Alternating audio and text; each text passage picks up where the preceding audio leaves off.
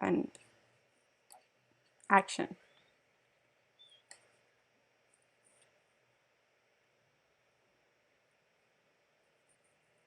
You can. Yes, it is. Because it's a bit late, but you can start and it's gonna appear eventually.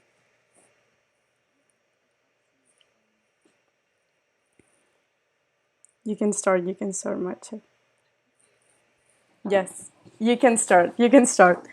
You just talk.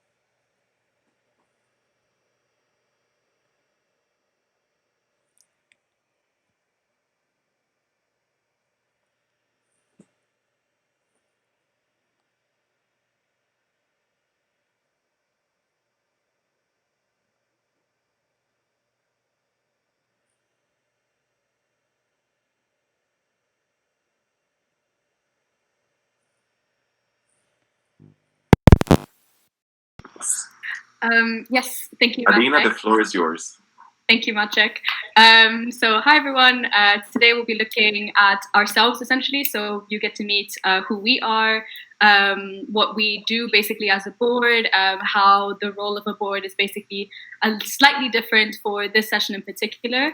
Then you'll go into, we'll look into our session academic vision, so how we will be producing academic output for you guys, how it's been compiled, etc.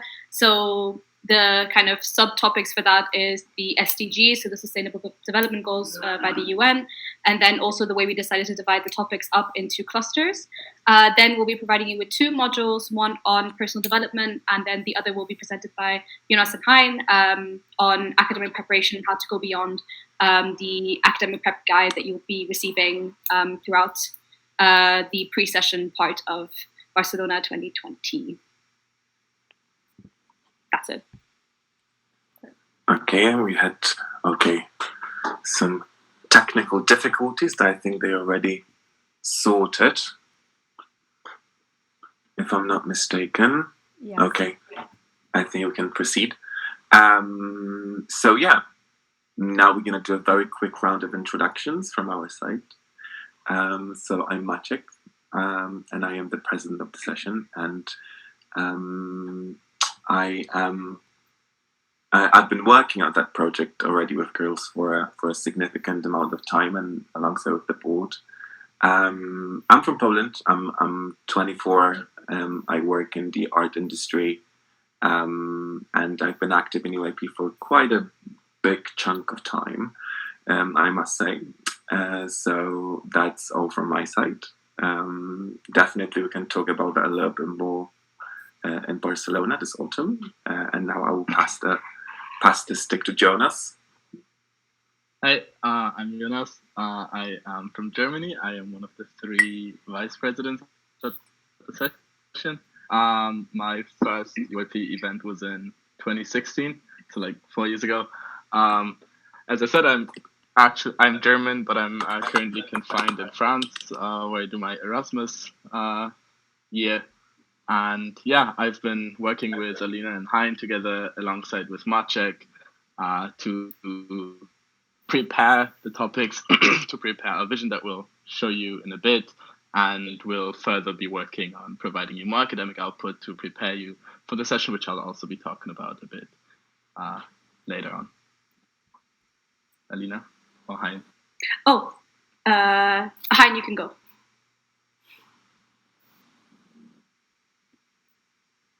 Or not?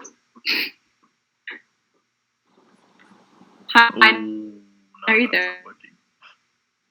Okay, I can go. Like I don't mind. I just want to make sure Hein is actually there. But yeah, hi everyone. My name is Alina and I am 22 years old.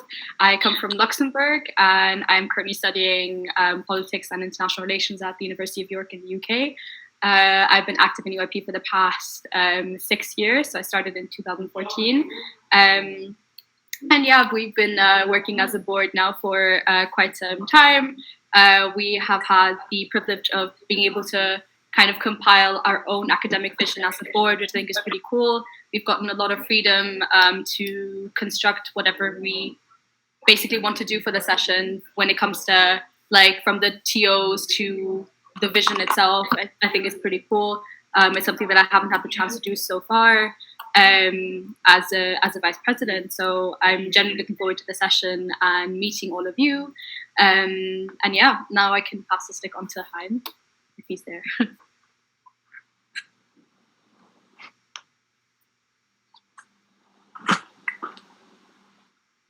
Oh no, Hein is...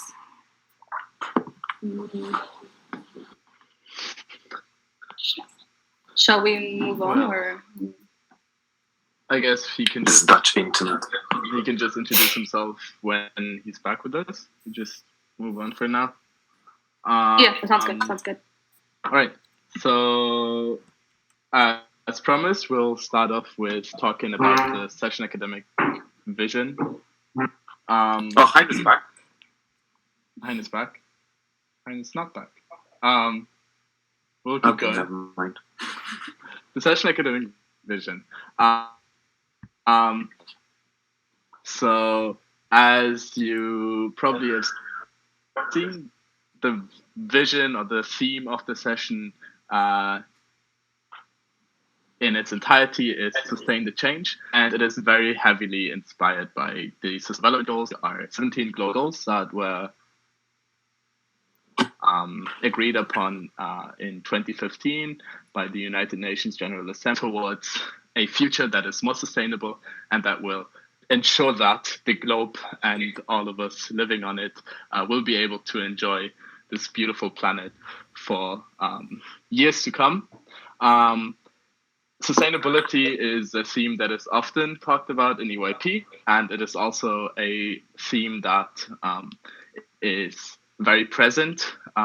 So a lot of sessions are currently utilizing sustainability in their visions and themes, which we think is amazing. And Barcelona wanted to go the extra step by focusing really on something concrete and without the Sustainable Development Goals. So while the general idea is to foster dialogue about sustainability and what we, especially us young people who are affected by us, can do about it, we really wanted to try, academically at least, to focus in on this and get an anchor point that that allows us to talk a bit more concretely about specific things. So that is why we chose to anchor it on the Sustainable Development Goals. That means Hein, if he's back, is going to also talk a bit more about how the Sustainable Development Goals were taken into the topics that we have drafted. But to already say that, we basically try to, or we have successfully, I'd say, collected all Sustainable Development Goals in the 9 topics that we have phrased. So every single topic has either 2, one has 1 Sustainable Development Goal represented in there. So it is with this in mind that we hope you approach the academic part of the session. Have in mind that we're trying to discuss solutions based on these goals, which themselves might even have things that you want to criticize during the session. There's definitely points of the sufficient and sufficiently enforced, but it is behind the sustainable goals that we would like to foster our academic dialogue and, yes, center discussions in. So with that being said, Hein, if you're ready, you can maybe introduce yourself and then keep going. All right. Can you hear and see me now? Yes. Cool. So my name is Hein. I am the last one of the VPs. I am 17, but soon to be 18, and I live near Amsterdam in the Netherlands. So, as Jonas already stated, the idea for the Sustainable Development Goals was kind of threefold. First of all, it's nice to base your topics off of such a complete set of goals because you'll cover the whole spectrum of issues that society is currently facing that we should address as UIP. Besides, which is kind of it comes forth from the coverage part, but it's also very diverse. And then by combining different SDGs into topics, you get an even more diverse and sometimes even a bit niche, but very interesting set of topics, which I hope will lead to fruitful debates and nicer solutions. I think the next slide is for Alina.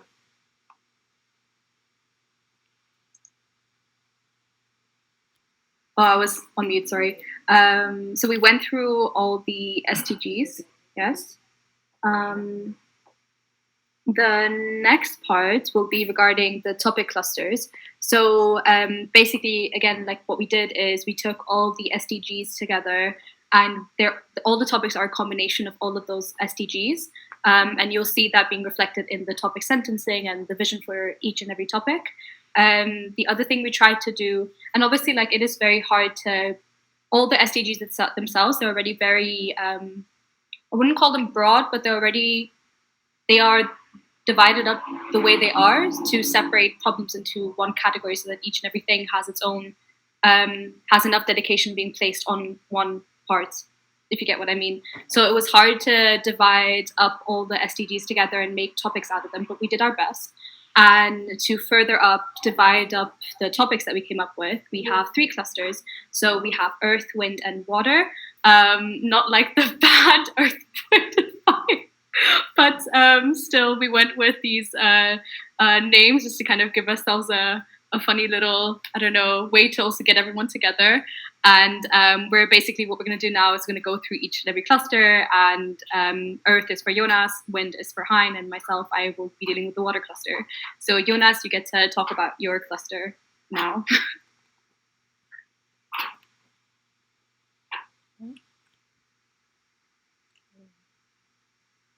All right, yeah, sorry, couldn't find the unmute button. Yes, my cluster. So my cluster is the Earth cluster. The 3 topics that are falling under it are the NV1, the REGI, and the ITRE one topics. The NV topic, so the top topic for the Committee on Environment, Public Health, and Food Safety, as follows: sustaining food safety in light of a citizens' initiative from February 2018, calling for ending starvation. The areas of governance, scaled-up interventions, and research are to be attained by the EU to ensure European citizens have daily access to a nutritious meal. So this topic, especially as you might have seen, focuses on poverty and hunger. Now, maybe that's also in case you haven't been very familiar with the Sustainable Development Goals. Sustainability, I think, in current discourse is a lot of times referred to when it comes to environmental sustainability.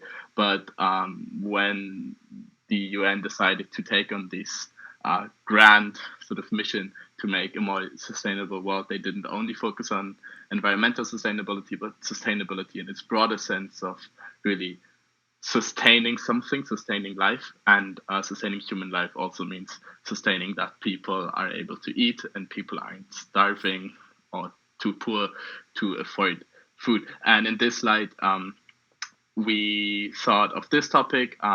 There was this citizens initiative, which in case you have maybe heard of that, there was a lot of news around it in light of the decision to end daytime saving possibly. So the Citizens Initiative is a measure by the European Commission by which if a lot of enough, I don't know the concrete numbers, forgive me, but if enough citizens from a representative section of the European population sign a petition that about a certain objective that they would like to be or have discussed within the European institutional framework, then such a initiative can be brought forward. That happened. This initiative sadly died.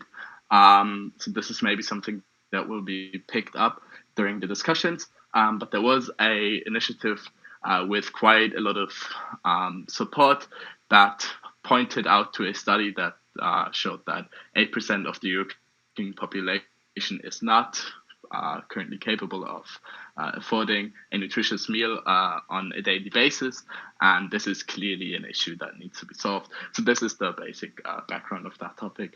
The second one, regional development, reads as follows: sustained surface being covered by cities. Urbanization has far-reaching implications on European biodiversity, also affecting the land beyond cities. How can the EU improve its urban development planning to foster biodiversity throughout the Union? So here, this is already much more in the direction of environmental sustainability, of course, focusing on especially the environment, but also there's a specific sustainable development goal surrounding biodiversity and one surrounding city planning. So these have been merged here. And the idea is that we all know that cities aren't the best, let's say, social construct for the environment. There are lots of issues with cities, be it that we build on fertile ground and make it unfertile. Cities have a lot of congestion, and there are lots of issues that cities pose on the environment.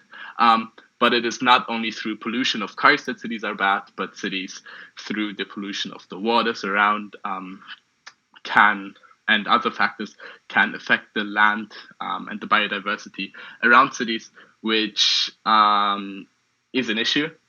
And there are lots of ideas and studies and a lot of talk currently about how we can create more green cities. There's a lot of talk also about smart cities, and I'm pretty sure you've heard about some of these aspects. So the idea of this topic will be to think about how can we change the way we plan our cities in order to ensure that the land around these cities is not being as strongly affected in a negative sense. If you maybe have heard, in Detroit, in the US, after the economic crisis, there was a lot of upheaval in the city, and that led to a lot of bad things, but it also led to some nice initiatives. And one of the things that happened there is that a lot of people took this city that was in big changes and started to try to make it greener. And there are loads of initiatives happening there, which are sort of exemplary projects, which we might also want to consider in the EU, which range from having more agriculture on, for example, rooftops of cities, of houses in cities, which might not seem like a lot, but actually is a lot of surface area, and many different diverse initiatives. So delegates working on this topic will probably dive into that a lot. And then lastly, ITRE 1, the Committee on Industry, Research and Energy 1, will focus on the topic question, sustaining the green earth, with the new commission declaring the fight against climate change as its top priority, setting out a strategy to tackle both unsustainable consumption and production in the Green Deal. How can the EU foster technological advancement in order to reach carbon neutrality by 2050? So this one is very much also in the light of environmental sustainability, and it tackles the Sustainable Development Goal around climate change, as well as sustainable consumption and production. And when we wanted to merge these, we also realized that the very present proposal of a Green Deal, which has been proposed by the new Commission under Ursula von der Leyen, is actually exactly that. The idea is to create a policy package that tackles climate change through changing the way consumption and production works, which is a very huge contributor to climate change. The way we produce things creates a lot of pollution and a lot of negative externalities on the environment, as well as the way we consume, which is sometimes superfluous, out of proportion, and also directly links to the production, which becomes very unsustainable if we demand things that can only be produced unsustainably. So this topic will very, very heavily center around this Green New Deal. It is a policy proposal that is currently, there are some aspects that have already passed. A lot of things, however, are currently being discussed. And so what is happening here is looking at what has been discussed, what has been approved, and what maybe more crucially hasn't been approved yet, in an attempt to see how can we change this proposal in its aspects that are wrong. Von der Leyen actually invited, for example, Greta Thunberg to one of the recent EU Commission summits, in which Thunberg very, very critically positioned herself towards this deal. She said it's good that we have such a proposal in the first place that tries to tackle climate change. However, herself already said it doesn't go anywhere near as far as it should. So there's definitely room for discussion whether you think it actually is enough, whether you side on the other side and say, no, this is clearly only a start. So the discussion here, we hope, will be around the Green New Deal, the Green Deal, and seeing how we can maybe tweak it, what you think is good, what needs to be improved.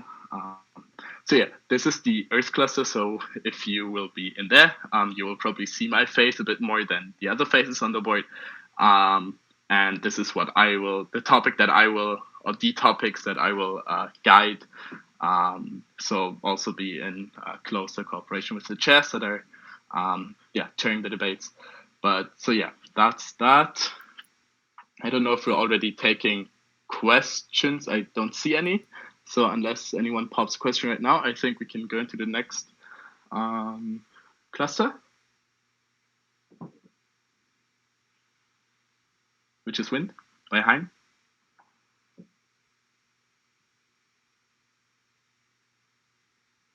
No. I don't see any questions, so Hein, you can go. I always forget to unmute myself. So the next cluster is the Wind cluster, wherein the first topic is on women's rights and gender equality. It's called FEM, and it goes as follows.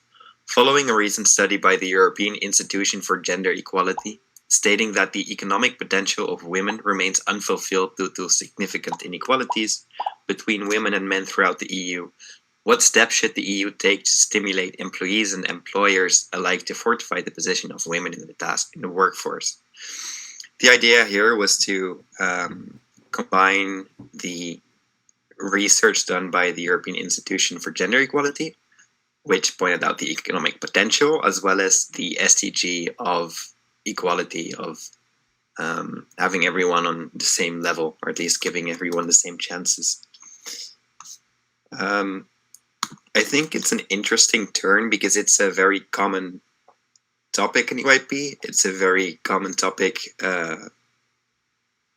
during Christmas dinner, at your aunt's birthday. It's basically everywhere. It's controversial. But by giving it the economic twist, I think we might be able to keep it a bit more distant, approach it from a very objective stance instead of letting our emotions take over our words, as often happens in discussions. So I think that will be interesting. And even if not, I mean, still an interesting topic. The next one is on foreign affairs. It's about China's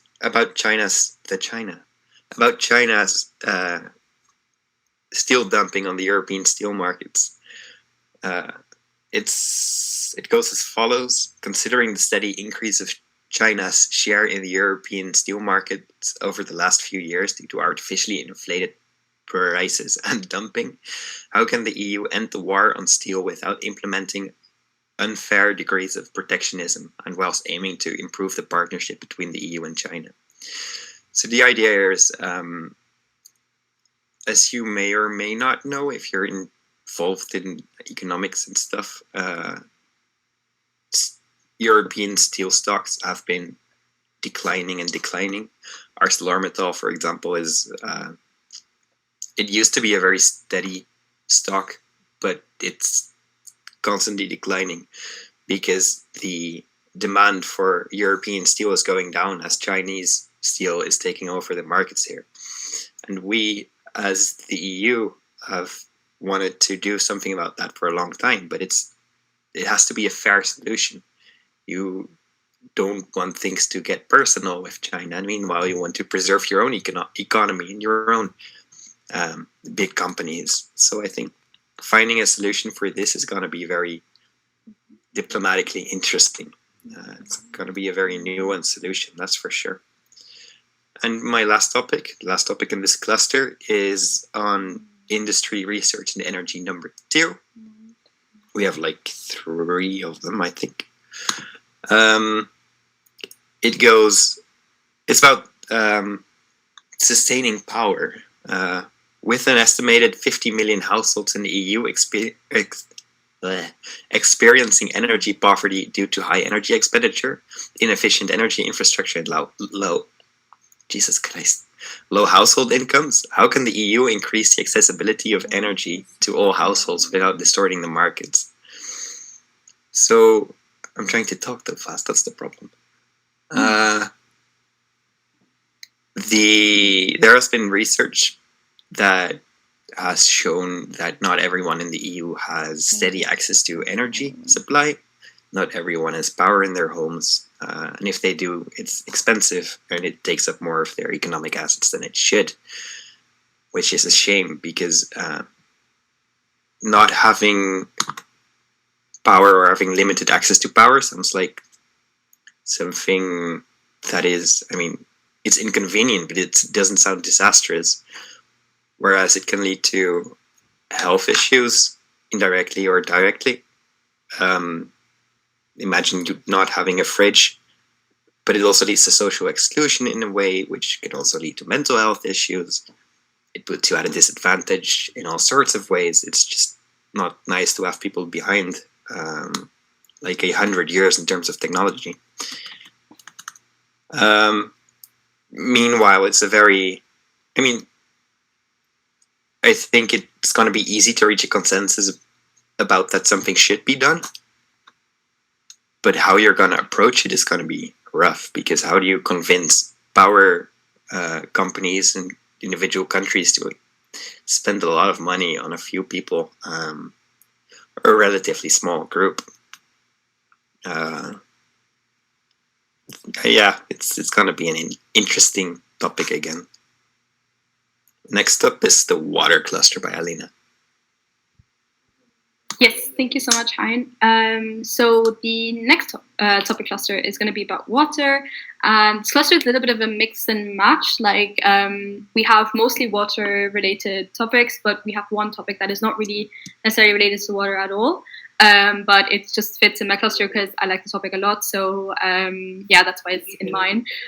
So the first topic is regarding the freshwater crisis. So we have this tendency to, the Earth, in other words, is also known as the blue planet. But even if we seem to have an abundance of water, it's not really the case because the amount of water that we can actually drink and actually consume and work with is not that large. So there's only I believe the statistic is out of all the water that exists in the world, only 3% is freshwater.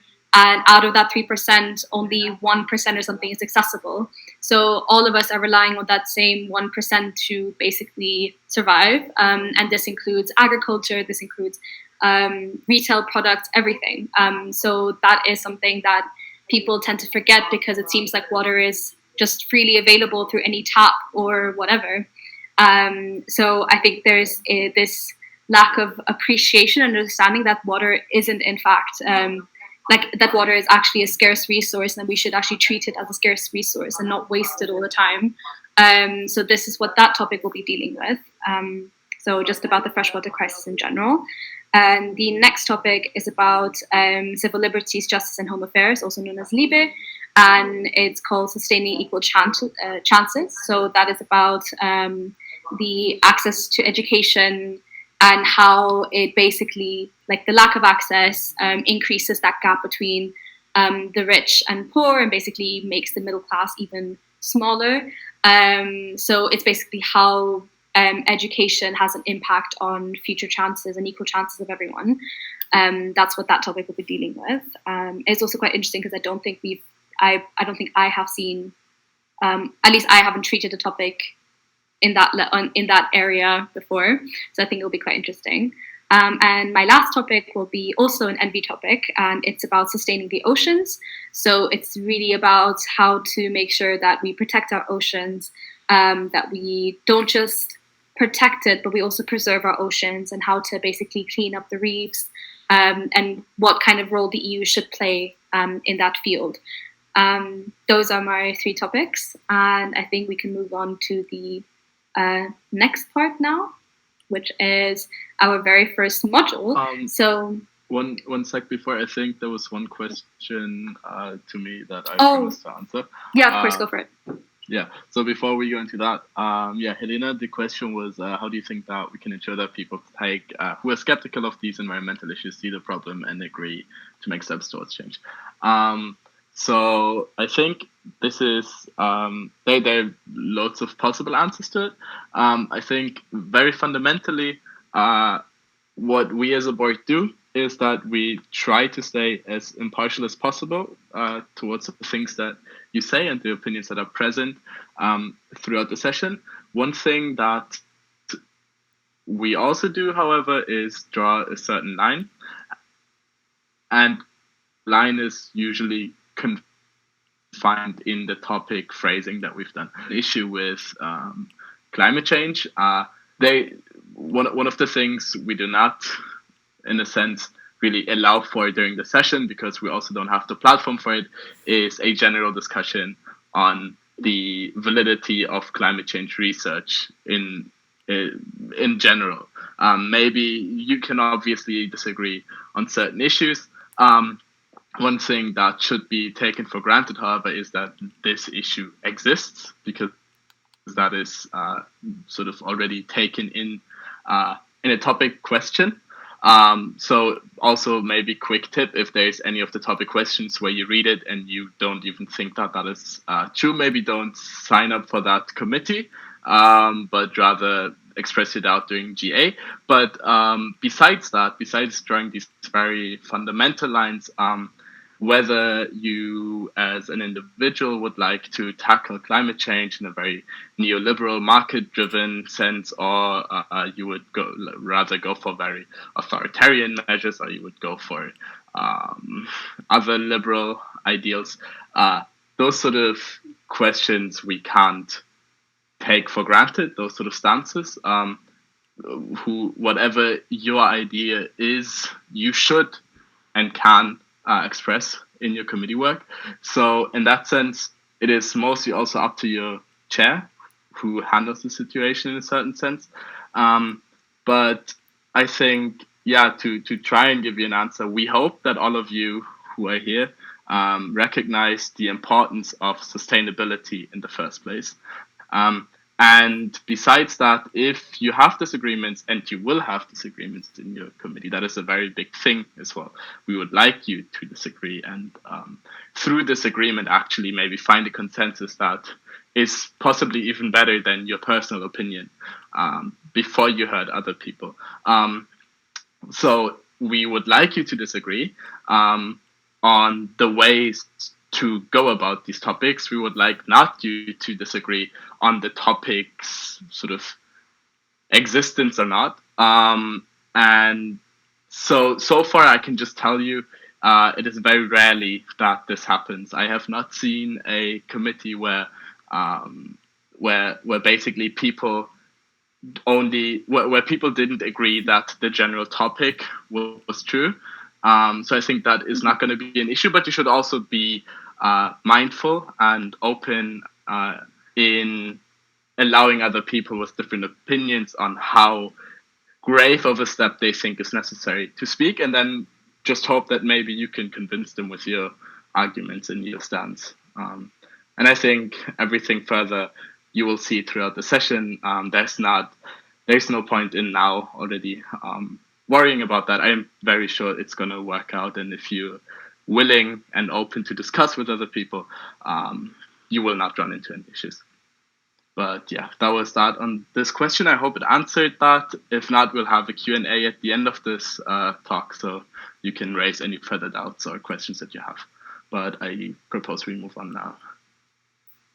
Yes. Thank you, Jonas.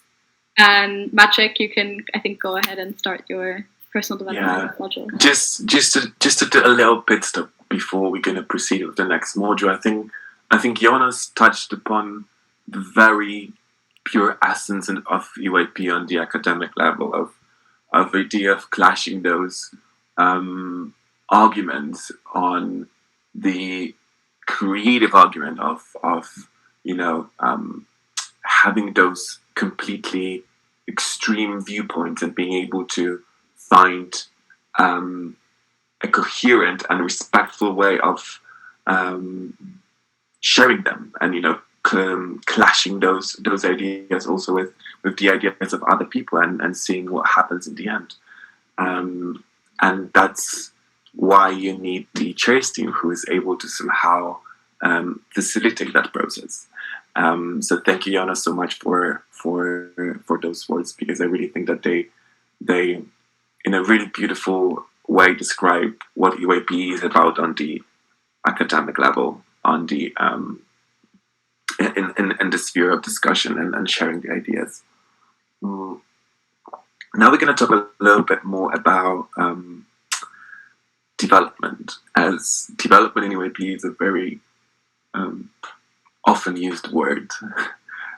Sometimes it goes well, sometimes it doesn't go well.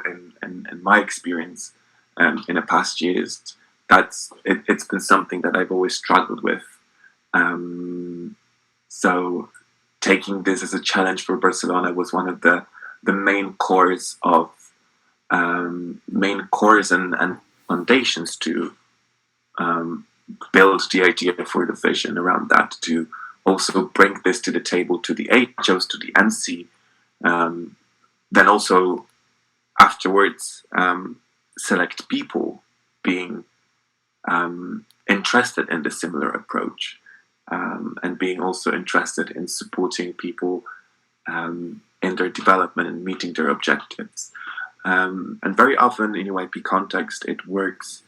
There's a big focus on that in the officials team. So within the chairs team or media team or organizing team, the team leaders, they facilitate with the support of their editorial assistants or vice presidents or core team organizers. They facilitate that process, but very rarely you can see this happening in the context of the whole session, in a context of all of the participants of this session. And that's something that I, as a president, took as a challenge many times, and I failed many times. Then every single time it gave me a new insight, it gave me a new experience that I was able to still kind of try and bring to the table. So in terms of talking about the development in the context of Barcelona 2020 is, as I said, connected with the vision that I brought to the table, which is connected with me stepping down as the president in a normal understanding of this role in UIP. So how you envision the role of the president in UIP in a traditional way of thinking, you have the president who's the head of academia, who chairs the chairs team, who's responsible for the academic output of the session, who has the VPs who support the execution of the well-established and well-executed academics, and then it trickles down to the chairs team, and then you also have the president who kind of he's the leadership of the session, who kind of facilitates that whole preparation and everything happening at the session. But for me, in order to be able to fully focus on the development of the participants of Barcelona, I decided to step down from this role, from the role how we understand it in the UIP context. So I am not leading the academia anymore. This is on my VPs, and I don't even want to call them my VPs. They're just heads of academia, so they are responsible for the chairs team, and they are taking care of that process, supporting chairs, and then also supporting you, dear delegates, during your committee work and during all of the parts of the session. So now actually I have more time to focus on the development of all of the people, to not only take care of the chairs team as it is perceived in UIP, but also be able to transcend this support to the other teams, so I can also support the head organizers in their and meeting their objectives in learning from that organizing experience to support their core team organizers and then their organizers, and also with Alec, our lovely editress, that I can also bring some of my experience to her trainings to in order to facilitate this continuous exchange of knowledge between the teams, to be able to maximize this and to be able to get the most out of this experience. I have no idea how it's going to work. I really hope that it will. But this is kind of the development in the context of Barcelona. And then also for me, the biggest goal will be to talk to all of you, to all of the delegates somehow, to also get your objectives, to also get to know what you're up to and how I, with my existing body of knowledge and experience, how I can facilitate that process of your development. And if I'm able to help, 2 out of 200 people, that's still a success, rather than, trying to cover everyone and then, not succeeding in that at all. So, as I said, here we're gonna transcend from working within the officials team to working with you also, with working with the teachers, with creating this beautiful environment of creative argument, of clashing the ideas, of what's the word, of clashing the ideas, of creating this beautiful ground, that where our ideas and our creativity can meet. So that's what I'm up to in terms of development in Barcelona 2020. And then now Alina is going to talk a little bit more about the technical part of that, because obviously we can talk about that a lot. You can have different approaches to that. You can, we can think here about specific mentoring schemes. We can talk here about coaching. We can have here more of a lecturing approach. But then you need to kind of figure out the strategy for that. You need to kind of have the set in stone track that helps you navigate throughout the whole process of that. And now Alina is gonna just give you a brief idea of that. It's something that you can do before coming to your session. It's something that you can do with your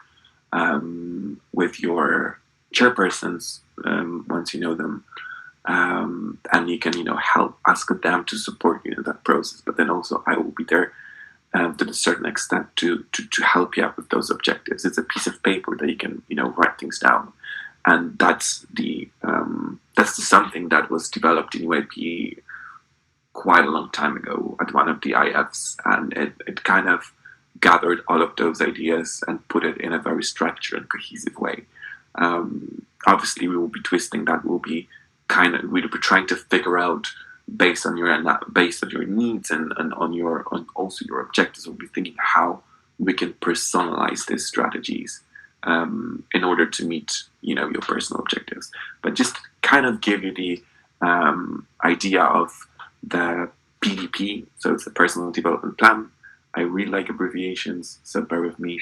Alina will give you a brief example on one of the PDPs that you can also, not only in UIP, I mean, you can take that from UIP context, and you can also take it to your personal lives and to your projects that you work at, with your friends, to your classroom, to your family, wherever you want. It's a way of structuring. Europe, the way and the path to meet your objectives. So now, without further ado, Alina, if you could take over, that would be amazing.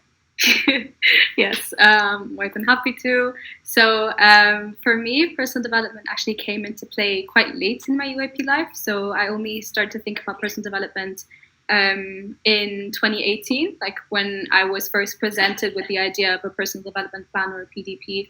And that was actually the first. It was really hard, actually. It seems easy in the beginning, but it's actually quite hard to pin down exactly what you want out of a project, out of any step that you take in your life, whatever you want to do.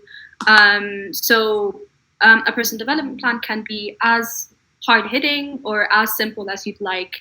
The most important part about it, though, is the idea of purpose. So why are you doing what you're doing? When are you going to do it? How will you achieve it? So if you've ever heard of SMART goals, it's kind of, you start to think in that direction a little bit more. So you don't just say, oh, I want to rule the world, but you need to say, okay, no, first I start with my country, then I start with my region. You know what I mean? Like, you have to actually plan out like how you want to get somewhere. And please don't rule the world, or that shouldn't be your objective. But it's more about your personal development. So as a basic example for myself, I have struggled with time management for as long as I can remember. It's something that I will never ace. It's something that I have tried to work on for a very long time. It's just not working out for me, and I always mess up deadlines. I always procrastinate. I always end up asking for an extension, but it's something that I'm aware of, and I think recognizing the problem is the first step to solving the problem. So this is something that I work on in every session that I go to. So it's one of my big goals, is like, how can I get somewhere where I'm actually satisfied with the way I manage my own time, and not just for myself, but also, for instance, for my delegates or for whoever I'm in charge of. So the basic step towards that is that you first have to take step one into account. So you have to assess where you are right now. If you take the example of time management, how satisfied am I with my time management? Have I failed? Have I made any improvements so far? And then once you assess where you are right now, it will help you compile a plan for yourself, because you'll understand more where the problem is. And then the next step would be to see where you are going. So is this something that you want to improve on? If it seems to be bothering yourself and other people, then yeah, it should be something you want to improve on. So you have to think about whether the things that you're doing today are improving the problem, or are they in any way helping it, or making the problem worse, sorry. And then you go into your personal development objectives. Now, these can be something that you come up with for yourself. So they can be like little steps like, oh, well, for instance, for my time management, what I've decided to do is not have the actual deadline in mind, but have like the deadline, my mental deadline be like a couple of days before that. So if the deadline is, I don't know, the 20th of April, I will tell myself, and I'll write it down in my diary as 18th of April. So I have at least like 2 days to procrastinate. So even if I know that I didn't make it for the 18th, I have at least 2 days to catch up on it, whatever.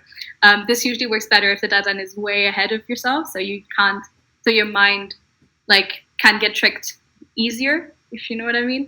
But yeah, so these objectives, they're not just the reason why these kind of plans exist is for you to, if you are actually seeking help, then you can present it to your superior official in a more visual manner, and you can actually have your ideas pinned down on one sheet of paper, rather than you trying to say, oh, I don't know, I have to improve this, I have to improve that, and have your ideas all up in the air.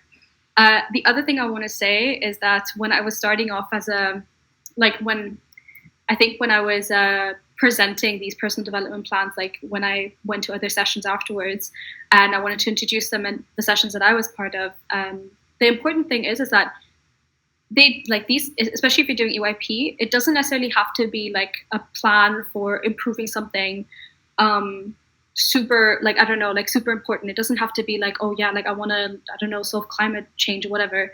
It can be something as simple as you just knowing why you're doing something, like what's the purpose of your session. If the purpose of the session is for you to just have a lot of fun, let that be your personal goal for the session. Have as much fun as you can within limits, of course.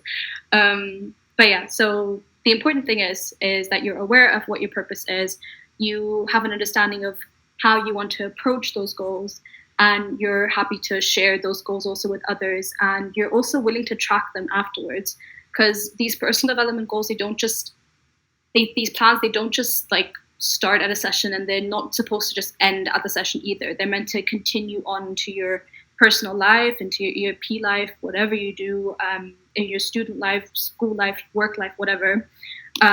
So yeah, that's, I think, all I'm going to say to that. If you have any questions, please leave them in the comment box on the side, and then we will answer them as we go along. That's it for me.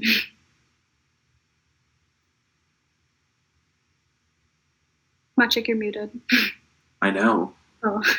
Because someone muted me. Yeah, so that's pretty much about the development. We will be working closely with your chairs on that, and I will be also gathering some more data on that throughout the pre-session preparation. So definitely, once we all meet in Barcelona this October, we will be definitely able to talk more in person about that. And I will be, I will keep repeating that pretty much all the time while being there. So that's all in terms of the personal development planning. Now we're gonna move on to some more practical thing for you in terms of the pre-session preparation. So one of the biggest products of the pre-session preparation are the topic overviews. So based on the topics that the lovely heads of the chairs team introduced to you a couple of while ago, the chairs will be working. They already working on that. They now have a little bit of more time, but they will be breaking down those topics for your use. They will be writing down all of the most essential parts and all of the most essential angles that you should look into, or you not should, but you're encouraged to. So we prepared a little module for you where we prepared a little bit of introduction to the DOs and a little bit of little tiny tips on how to navigate a topic overview. So, Hein, if you could proceed now.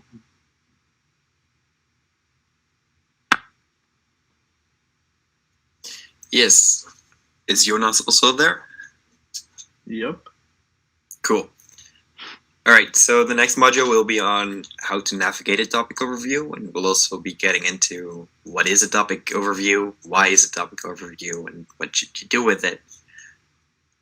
So let's start at the beginning and ask ourselves the question, what is a topic overview? Well, it's essentially a paper, a document that has all the information you might need during discussions, during committee work. It holds all of it. It's nicely phrased. It's nicely put up into sections, and mostly all the research is already done. So you can, because often when you just start discussing something, you start to avoid technicalities that you do not necessarily know exactly. If you don't have exact numbers, then avoid the exact numbers in a discussion. Whereas having everything in one document that everyone has read forms a platform, a basis to build things upon, to discuss things, and actually reach something. Discussions in UIP are all about consensus. It's all about reaching some sort of agreement, making sure everyone's on board to some degree. And having a common place to start really helps with that. Jonas, you wanted to do the parts of the topic overview? Yeah, sure. So basically, the way we have created the topic overviews, or at least the structure for them so far, for Barcelona, is that we first thought about. I don't want to bore you with sort of discussions, which you might not really understand if you don't know what a topic overview is in the first place. I haven't ever really saw one, but well, I suppose since you've went to regional session, you had at least one. And a lot of times topic overviews, A, get longer the longer the session is that you attend, and B, also don't get read, which is totally understandable in a sense. I think I didn't read the first one that I got for the regionals I attended. I read the second one for the Nats, but like, for a lot of reasons, sometimes we don't read them. Let's just have that as a fact, and we thought about what should we do with them to make sure that hopefully all of you are reading them. So our general solution was keep them as short as possible because nobody wants to read long texts. And so that is the one thing that we want to achieve with them. And that is, so here I'm already going to use the chance to urge you all to read them. Your chairs are going to put a lot of work into them. We are also putting our work into them. We're checking them not once, not twice, probably 3 times. Making adjustments wherever possible and making also sure that it's understandable to you. The very part that especially we, the board, take is trying to adopt the things that your chairs write as best as possible so that you delegates understand them and that it's nice and concise and useful. So if you have the time, and I'm pretty sure you have the time, especially goes out to all of you delegates, please read the topic overviews that are provided to you.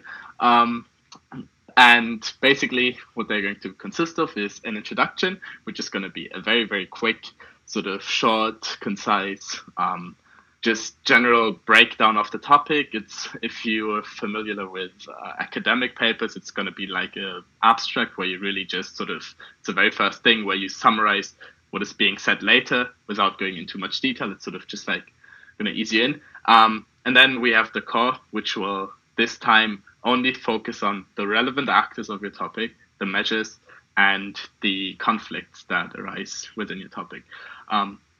So we try to really keep it concise, but these are the 3 things that need to be in there and that we think are sort of necessary to form a foundation for an understanding of the topic. I'm saying foundation because these topic overviews, since they're kept short, will not be a vast sort of description of the entirety of the topic. We much rather want to give you the tools to continue researching.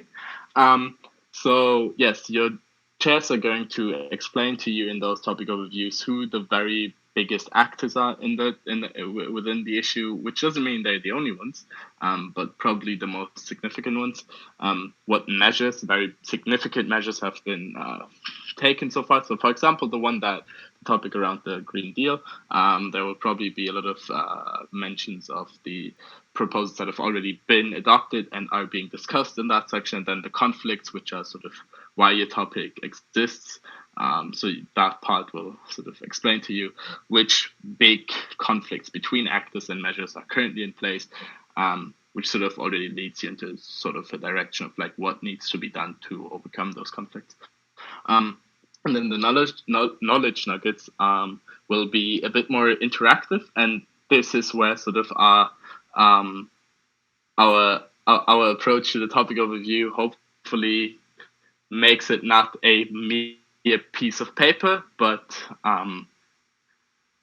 take it further, which is that we want to integrate interesting facts, definitions, and helpful pointers, so like further explanations of things within the text. So hopefully we'll see how much technology is going to allow us to do, but we hope to create a document that fundamentally interlocks these knowledge nuggets with the rest of the text, where so if you read a certain name, there will be a little definition to the side of it, so that you already see it. So this is how you would then navigate the topic overview. Is probably you start off with the introduction, you just quickly read it, you get familiar with the topic. It's going to tell you what the basic issues are, which sort of buzzwords you might want to look out for. And then while reading the core, make sure to always refer to those knowledge nuggets, which in case the core might be a bit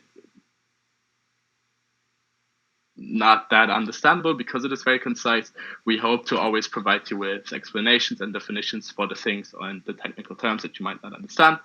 So that is how you would navigate it, is that you always try to go back to these knowledge nuggets whenever you don't understand something. And if there's something that you don't understand and it is not in the knowledge nugget, just quickly search that. But I don't want to take too much of your time now on this part. What I think is much more interesting for you is the next slide, which is on how to go beyond your topic overviews. So if that slide would show up, perfect.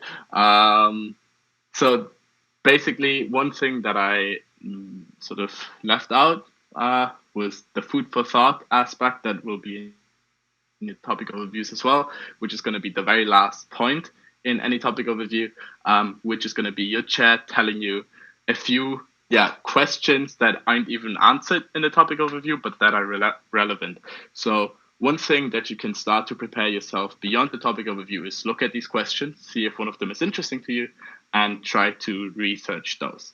That is the very sort of the most straightforward way to do it. But what you might also think, and I know that I thought that in my first sessions, is my chair asked me to like prepare beyond my topic overview, and the first one was on agriculture in the EU, and it's a very bureaucratic thing, and I honestly had no idea about agricultural anything in the EU. So I was asking myself, what am I doing? Like, where do I find sources even? It's the first time I'm doing this.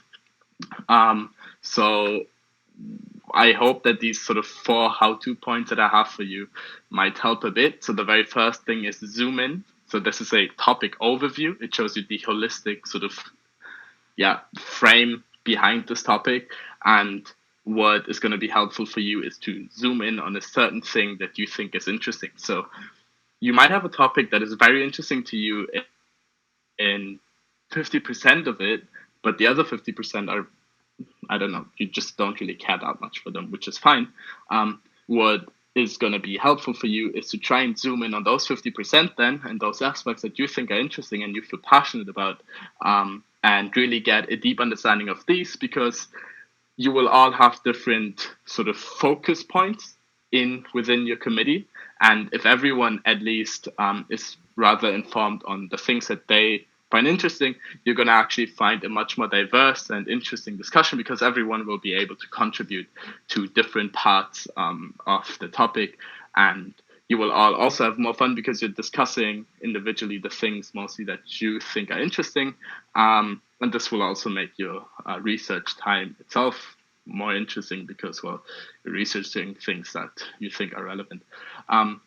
Second thing, question. So while you're reading the topic overview, whenever you don't understand something, as I said, that is especially not explained to you in the topic overview, question that and just try to search an answer for it. Maybe on your way to questioning things, you stumble upon an article that actually is quite interesting and gives you another thing that you didn't know before, and now you suddenly have another thing that you want to look into. So this is sort of the general idea of like how you can go from a very small thing that you might not understand to loads of articles that are interesting that you can read and further prepare yourself for your discussions.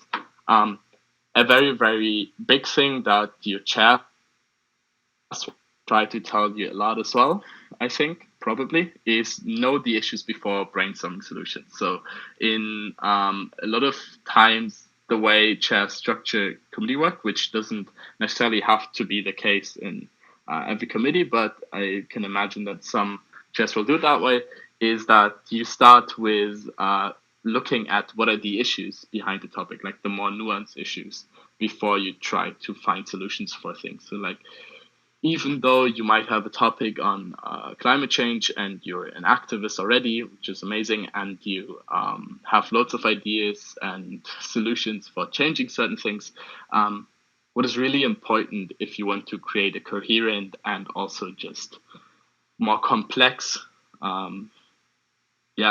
even realm of solutions, is to think about what is really the issue, like go into the details. And so, especially for your research before the session, I think it is very important that you even know the issues better than that you have certain solutions in mind already. Because honestly, what we also would like to see is that you come up with your own solution. So maybe you find some interesting approaches in an article where someone proposes a solution that's actually pretty good. There's obviously, that's amazing if you can bring that into the session. But what we really would love to see is that you understand what is going bad and you have an idea of what you think is going bad. And then on your own, just brainstorming, and you'll have time for that, ideas of how you think it would be beneficial to approach these issues. So really, especially in your research, question the issues. So question why is X bad, why is Y bad? And also based on sort of your knowledge of these issues, it will be much easier to brainstorm things, and you'll know what to fix. You can't really find good fixes to a thing if you don't know what needs to be fixed in the first place. So this is, I think, the biggest hint I can give you, is try to really first understand your topic before you jump into solutions to it. And then really the last thing, and I think that is one thing, even touching on the personal development part, I think one of the things that I always struggle with researching is to get started.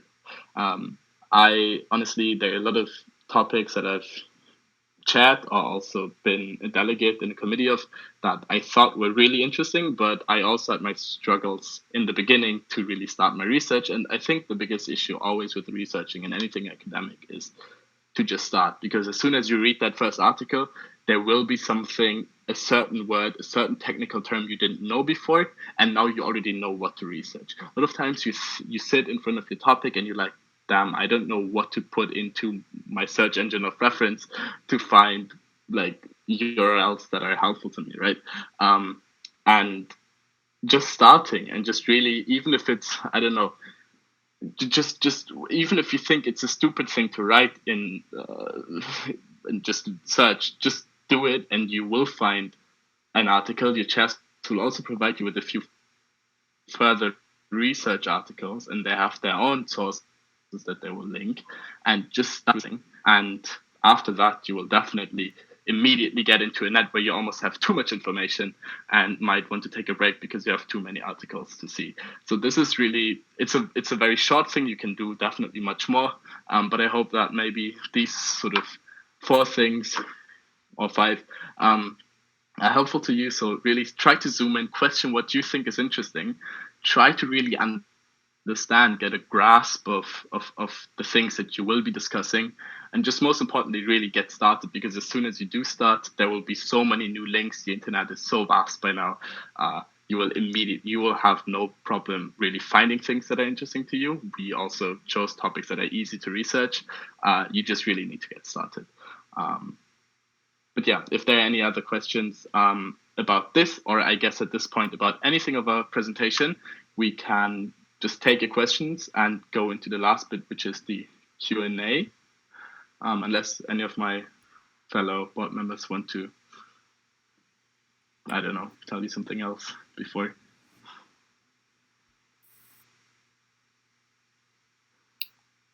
No, I think it's not okay. So yeah, let's be good. Oh, Maciek, go for it. No, I just want to say that that's all, and we just wait for the questions now, if there are any. Or is there anything you want to say or add? I would like to add one thing, I guess. Obviously, Alina. Yeah. What do you mean, obviously? I'm just trying to contribute. Please do. We, as a board, it might seem like academia, I think my goal, at least, like as an UIP in general, has always been to make academia accessible and make it as involving as possible. So please don't get intimidated in any way by what we're saying. Take the session literally the way you want it to. The session is meant to be really fun. As you can tell, we all want to be as approachable as possible as well. So if you seem in any way uncomfortable with one of the topics that you've received and you're not really sure what you have to do, please don't hesitate to get in touch with us, or your chairperson, preferably, obviously. But we're also very open to hearing your thoughts and everything. But the biggest advice that we can give you is to have as much fun as possible. Do the session without any regrets. Research as much as you want, but you decide how you want to appreciate the session, essentially, because we really just do this for you guys. So take the session as you wish for it to be taken.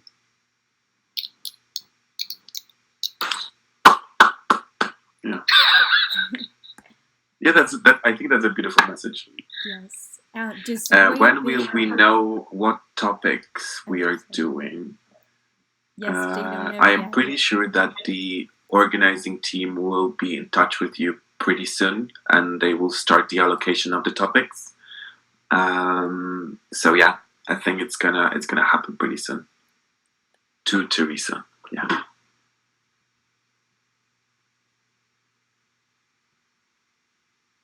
Maybe let's wait a little bit, like a minute or two, if there are any new questions, and then if not, we can say bye-bye. Yeah, sounds good. This was cool, though.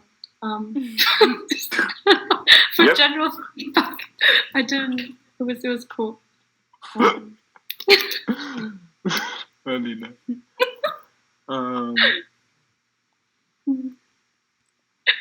Yeah, I think we're a bit behind, so maybe people are Yes, sometimes. there's a bit of delay, so wait. You can also ask questions that are not directly related to anything that we've said, but you think still touches, Yeah. or we think we can answer. We can try our best. Well, I will. While we wait for more questions, I wanted to say to all the people that are in live that tomorrow we'll have another module. Wait, because I have to check. Which We also one have is a it? question. I think it's. You have a question? Then Yeah, let's we have a go. question now. Go. As well. What's your personal experience with UIP? I'll come. No, I'll come. Bob. Sorry. Should I just go for it, or I think it's directed at all of us, right? Go for it. Okay. So this is a very lovely question. It's just a very long one, because I think I can talk about this for at least an hour, which I don't want to do right now. Please don't. But we can definitely talk about this at the session. I don't mind doing that. But for me, UIP has been super positive. I think that's the one word I would describe it as. Very positive in many ways. So in the beginning, I didn't really know what I was doing with it, because I was just going to sessions and just having a lot of fun. But I think as much as when I started to enter the official scene and doing a lot of work for my own national committee at home, that's when I understood that the challenge actually comes from when it gets tougher. And I've definitely had my ups and downs with UIP, where I was struggling to even continue, and I was, really trying so hard to get myself back up from the ground and keep on going. But I think that's just what makes UIP that much more valuable to me, and everything that I've gained. It's not necessarily what I've gained externally, it's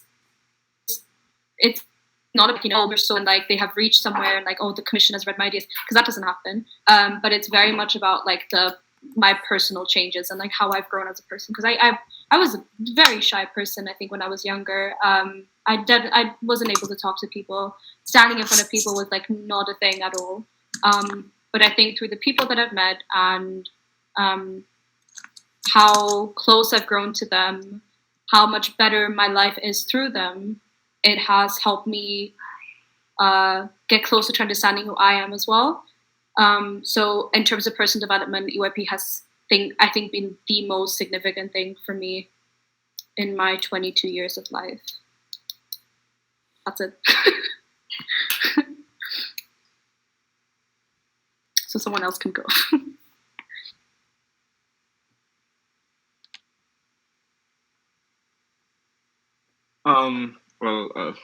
Yeah, I can talk about it for a bit as well. Basically, yeah, similarly to Alina, I think I could talk for a long time, and I'll not do that now. I always talk way too long, anyways. But I think if I want to tell you one thing from the academic side is that I, as a delegate, you might even hear that stereotype within EYP that, like, especially like delegates in Germany are a lot of times very, very competitive and take the sort of like selection part of the session very seriously, and are like try their best to be like the best at the session, which I also did as a delegate for like at least the first two sessions. And what I can tell you is that like I centered or like focused almost entirely on academics. And here I am being part of the academic team. But what I really understood once I started becoming an official was that there is also a very huge social side to EYP, and people like Alina and me as well, and I think almost every official in EYP or every participant in EYP has found something personally valuable in that organization. And I've also made lots of friends already that are, even lots of them will be at the session as officials. And I think I definitely missed out on lots of opportunities by being very sort of by neglecting that social side and only prioritizing the academic side. So even though I'm sitting here as vice president for the academic parts, I would, if I can give you one sort of tip from my experience, is to take academics seriously. I think it's still a very huge part of EYP, but I think you should not be afraid of that other side, and also not be afraid of not being the best academically, because you can surely find other ways of flourishing within the session anyways. That would be on my side. I can go next, I think. So I was quite the opposite of Jonas. I started out not reading the TO and almost sleeping through my alarm, and then last minute rushing into my regional session just in time for team building. And I had no clue what I was going to do there. And I didn't really see the... I mean, I was mostly going because a good friend of mine had attended the regionals 1 year earlier, and she really recommended it to me. Meanwhile, I was not interested in politics. I was not interested in debating. I was going to study maths, and that's it pretty much. But I turned up to the session. It was amazing. Then I went to another session and another one and one after that. And I started to really develop this feel for this, the kind of work we do, the kind of thinking we do, the processes. And now I want to study law, which is a weird change, sudden change, because it's only been a year and a half. Meanwhile, I have made friends all over the place, and it's nice, and it's amazing. I can recommend. Yeah, I mean, I can try to express the social part, but it's hard to explain in a short time span. It's so complex, and there's so much that comes looking at it. But it's good. Thank you, Hein, very much. I think I can relate to all of you. I mean, I've been in EYP I think longer than anyone participating in that event, because it's been almost 10 years for me, and that's an interesting question, because you may ask, I'm already a professional working in the field I'm working at. That it's completely opposite to the EYP world, to the world of politics, or to the world of academia. It's an absolute extreme to that. Yet still, I have this eagerness and this excitement about doing an EYP. And for me, it's always been about the people. It's always been about the people I encountered in the most bizarre places all over the Europe, in the most bizarre and ridiculous circumstances. And those people, even though you feel that you meet them very briefly or in a very shallow way, then they just keep popping up in your life somewhere, and you kind of juxtapose those experiences that you have, those people, and all of those meetings, and you're like, yeah, it's worth doing that. It's worth having conversations with those people. It's worth, also it's connected with that at some point, for a significant period of time in EYP, you seek for some kind of validation or impact on other people, especially when you're a delegate or when you're a young official at the sessions. And then you reach a certain point in EYP when other people seek for your impact, when you gather enough experience, or you kind of create this image of yourself that attracts people, that people want to know things from you, people want to be around you, and then you stand in the middle of that and you go, how did I end up here? How did it happen that I am equipped with all of those features and with all of those all of that knowledge, that I am actually able to answer the questions that people ask, that I am able to share my expertise with them.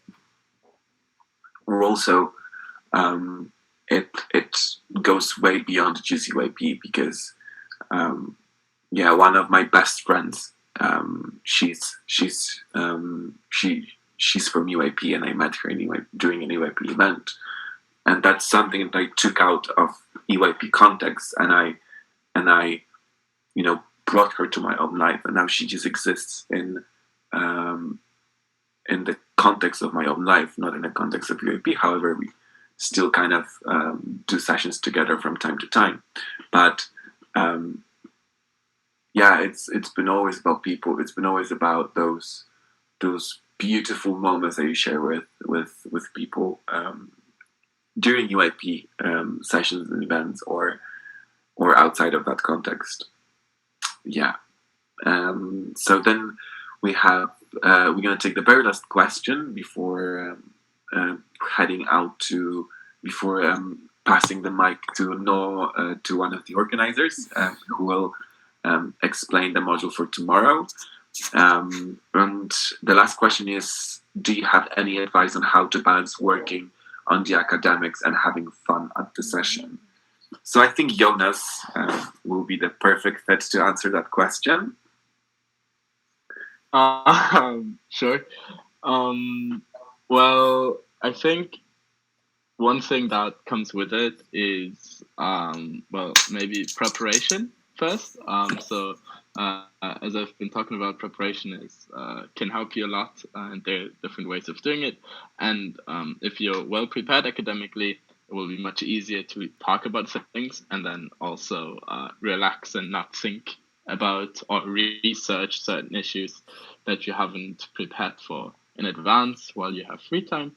And then I think one thing that is also very very helpful is, so once you'll see the schedule of the session, you'll see that it will be quite packed, and that means that especially on the committee work days and during GA, you will have almost you will have very little time besides the work that you do academically. So what I can propose or advise you to do is to try and use those off times to not do academics any further, even though sometimes you might still need to prepare, I don't know, a little speech or whatever for GA. But I think the very, very, very easiest thing is there will be the team building day or days, which will not yet, in which you'll not yet start on your academic journey. And I think during these days, try to really just, it will be a bit different than probably what you've done anywhere else so far, but try to just be open to it and just sort of, engage in it and try to have fun during those days and don't really think much about your topic. And then, try to take those breaks that you'll have, the lunch breaks, the evening times. Try to just maybe talk to someone you didn't know before the session, but you just met. Try to make some new connections, new friends, and really just try to use the off time. The times where you need to work will be very, very explicitly laid out, and try to stick to those and use the time that else you have to not do academics and just sort of be yourself and not a delegate in a way, but just another person that is at the session Barcelona. I think that is the best idea, and then obviously the better you're prepared, the easier it will be to also focus on other things and having fun at the session. Fantastic. Thank you so much, everyone. We'll be definitely in touch from now on until October with some amazing things that we're working at for you. So stay tuned for more stuff coming from the head organizers. Stay tuned for topics and also the topic overviews and all the things that will happen before. And now we're gonna pass on to Nora. She's gonna tell us about tomorrow, because that's not the last module for this amazing marathon of Barcelona modules. So one more time, thank you so much, guys, for taking your time and joining us for this little module. Thank you so much, Jonas, Hein, and Alina, for also devoting your time to be here, to share your expertise, to share your love to UAP, share your love to that project. I am really grateful for that. So now it's Nora. There you go. Yes. Thank you very much for everything and for this amazing module too. And just before we finish, we just wanted to make a friendly reminder that tomorrow we will be back at 6:30, not 5, but 6, with another great module by the jury team, led by Rose, the head of the jury, that will make their biggest efforts to become more approachable to all of us. They will share their vision and perspective and life and the session. And we think it can be a great opportunity for you to get to know them better and maybe feel more relaxed around them during the session. So it's a great chance to meet them. And we really hope to see you there. Thank you very much for being here today again. Sorry for all the inconveniences yesterday. We've seen that this really works, and we will continue imparting the modules through YouTube if everything goes as planned. And that's it. Just so you know, the Orca module has been rescheduled to next Monday. And we hope to see you there too, and that we finally have the chance to share with you everything we wanted to say to you yesterday. So stay tuned to all the updates, and please feel free to send us any relevant feedback by email or Facebook or Instagram. We will check and answer to you as soon as possible. And that's it. Thank you very much. See you tomorrow. Thank you so much. Thank Take care. you. Thank you. Bye.